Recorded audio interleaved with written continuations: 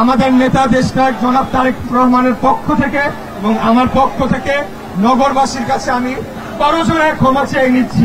কিন্তু আমি কিচ্ছু হই নাই, মেয়র হয়েছেন আপনারা, ঢাকার জনগণ, প্রত্যেকটি মানুষ যারা ঝড় বৃষ্টি বাদলার মধ্যে ঘন্টার পর ঘন্টা রাস্তায় বসেছিলেন।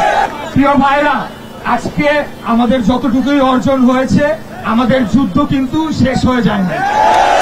আমরা ছোট ছোট ধাপে একটা একটা করে ধাপ পার হয়ে আমরা আমাদের চূড়ান্ত লক্ষ্যের দিকে অগ্রসর হচ্ছি এবং এই কাজ করতে গিয়ে সম্পূর্ণ শতভাগ কৃতিত্ব যদি দিতে হয় তাহলে আমাদের তৃণমূলের বিএনপি এবং সকল অঙ্গ ও সহযোগী সংগঠনের যারা নেতাকর্মীরা রয়েছেন তাদেরকেই সর্বোচ্চ কৃতিত্বটা দিতে হবে। তারা যে পরিমাণ কষ্ট করে এই আন্দোলনটিকে সংগঠিত করেছে, যেই আন্দোলনে ঢাকাবাসী স্বতঃস্ফূর্তভাবে তারা নেমে এসে যোগদান করে এই সরকারকে বাধ্য করেছে তাদের জায়গা থেকে সরে আসতে।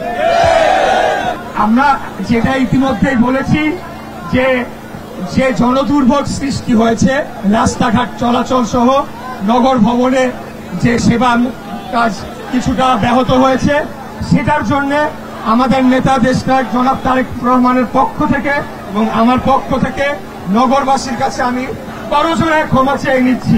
কিন্তু পাশাপাশি এটাও বলে দিতে চাই, একদিন আপনারা অবশ্যই বুঝবেন কেন আমরা আজকে এই কাজটি করেছিলাম।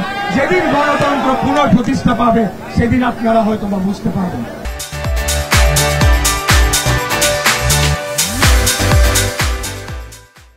তো প্রিয় নেতৃবৃন্দ, এখন আর বক্তব্য দীর্ঘায়িত কিছু নাই।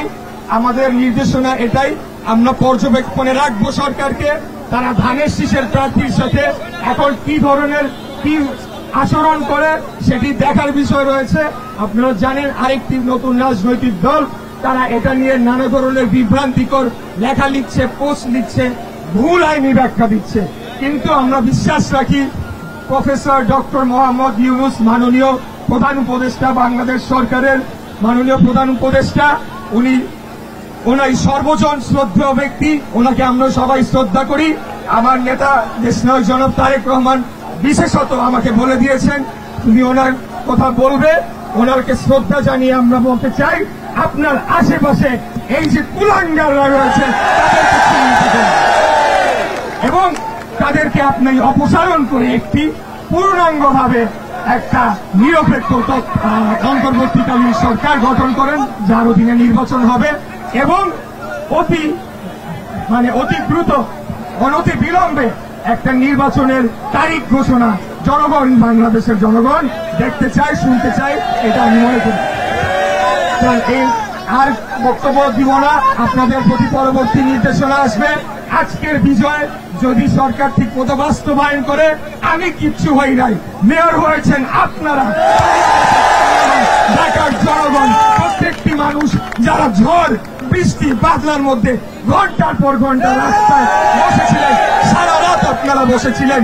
আপনাদের এই যে পরিশ্রমী নেতারা দুই পাশে আমার রয়েছে, কার নাম রেখে কার নাম বলবো, সবার নামই বলতে হয়, তাই কারণ আমি বললাম না। আপনাদের বিষয় এটা, আপনারা এটাকে সেভাবে দেখবেন এবং নিশ্চিত করবেন আপনাদের আমাদের অধিকারের সাথে যান আর কোনোদিন কোন ধরনের জবরদস্তি করে না। এই বলে আমার বক্তব্য শেষ করছি। খোদা হাফেজ। বাংলাদেশ জিন্দাবাদ।